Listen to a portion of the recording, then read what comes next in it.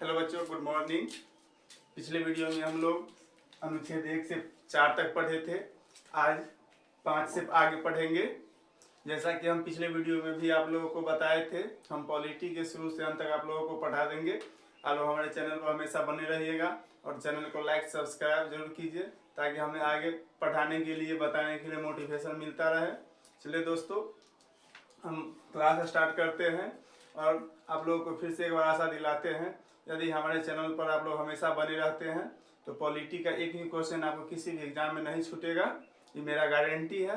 चलिए वीडियो को स्टार्ट करते हैं, क्लास स्टार्ट करते हैं। बच्चों, पिछले क्लास में हम लोग पढ़े थे भाग 1, जिसमें 1 से 4 अनुच्छेद तक देखे थे। आज भाग 2 देखेंगे, जिसमें खासकर नागरिकता की बात कही गई है। चलिए बच्चों, देखते हैं अनुच्छेद 5। अनुच्छेद 5 में क्या कहा गया है?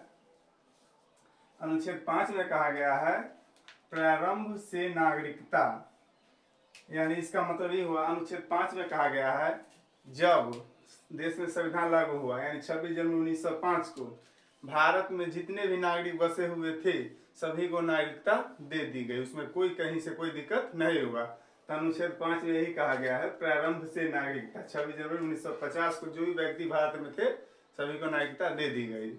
चलिए अगला अनुच्छेद देखते हैं, अनुच्छेद 6। अनुच्छेद 6 में कहा गया है पाकिस्तान से आए लोगों की नागरिकता।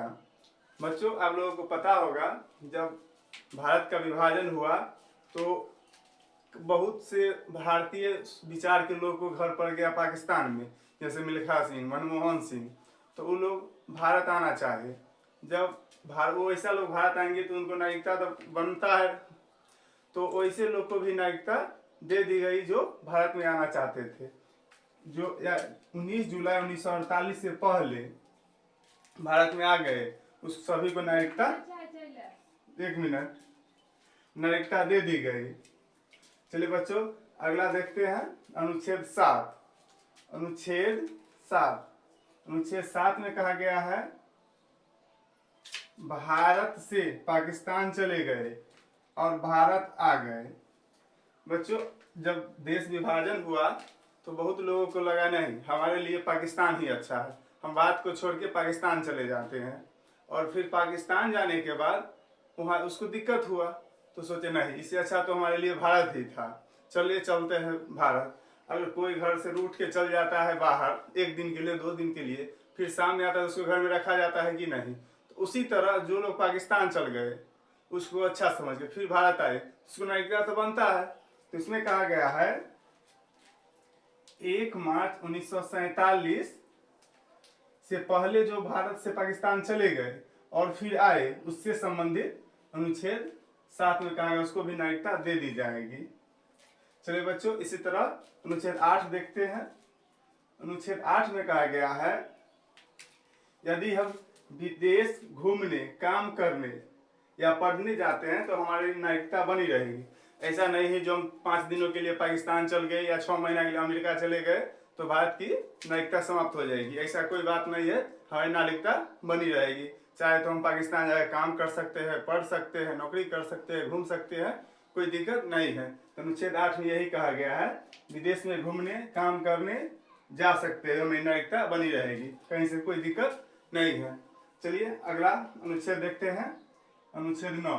अनुच्छेद 9 में कहा गया है विदेशी नागरिकता लेने पर भारत की नागरिकता रद्द हो जाएगी। अनुच्छेद 9 में कहने का मतलब हुआ यदि हम पाकिस्तान या अमेरिका या भूटान कहीं का भी नागरिकता ले लेते हैं तो भारत की नागरिकता ऑटोमेटिक समाप्त हो जाएगी।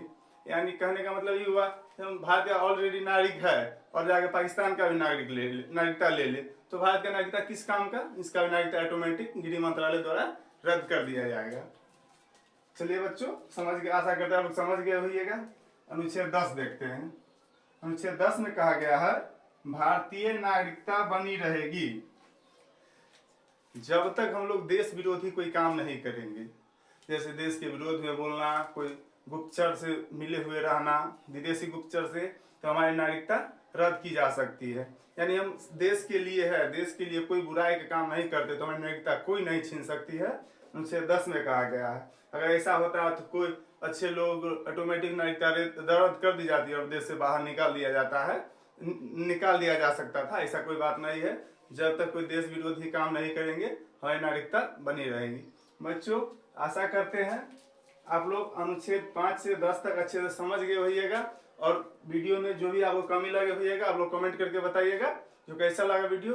और आप लोग से एक बार फिर से रिक्वेस्ट करते हैं, हमारे चैनल पर आप लोग हमेशा बने रहिए और चैनल को लाइक, सब्सक्राइब, शेयर जरूर कीजिए ताकि हमें आगे बढ़ाने के लिए मोटिवेशन मिलता रहे।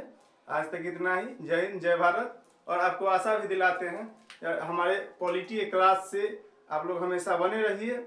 एक भी क्वेश्चन किसी भी एग्जाम में आप लोगों के लिए नहीं छूटने वाला है।